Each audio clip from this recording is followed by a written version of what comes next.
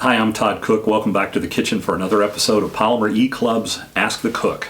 We're here to talk about polymers and polymer application. We help you answer the question, what do you need to know to add polymer skills to your career? In an analogous way to the special consideration for making really large parts, really small parts have some special considerations on their own that I thought would be interesting to talk about. In an injection molded part, the runner system allows the material to go from the injection molding machine's liquid pool creation system, right, the injector, into where the part is.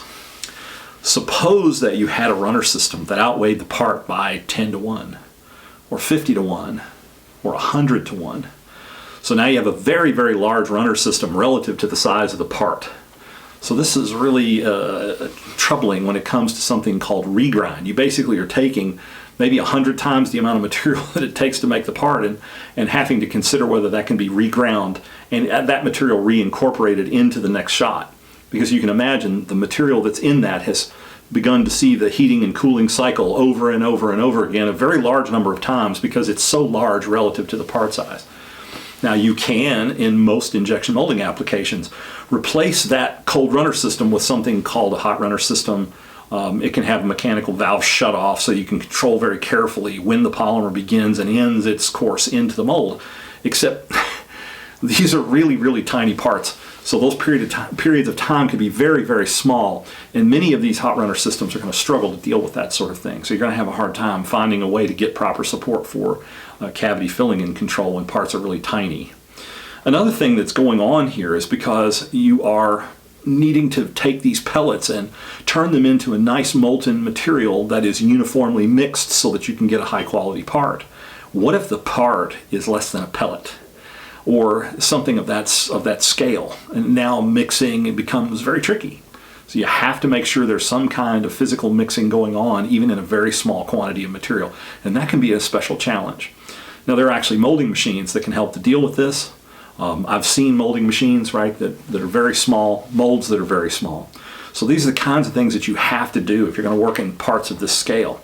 And if you think about it, there's a lot of application for this. If you look around on the electronic cards that are used in I/O and also in computers, right, you get your PC open and start looking at it.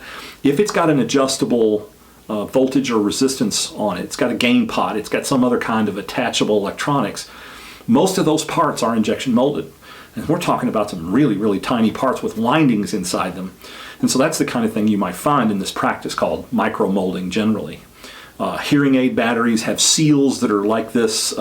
Some other types of electronics also need these miniature parts, little optics lens holders for cell phone cameras and tiny cameras that are in like doorbells and those kinds of things. These mechanisms are very small, the optics are very small, so the molded parts have to be really small. And it's got its own special considerations.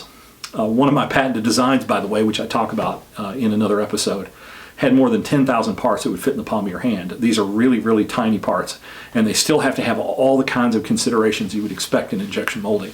Not bad witness lines, not bad knit lines, gate vestige. Imagine a gate vestige that could be as large as a part is.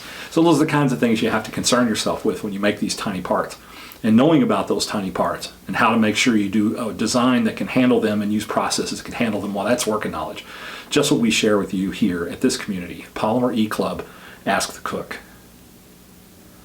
Now, don't forget to subscribe, like, turn on notifications, and even share if you appreciate the content.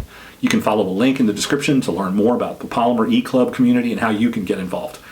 I'm Todd Cook for Polymer eClub, Ask the Cook. Thanks for watching.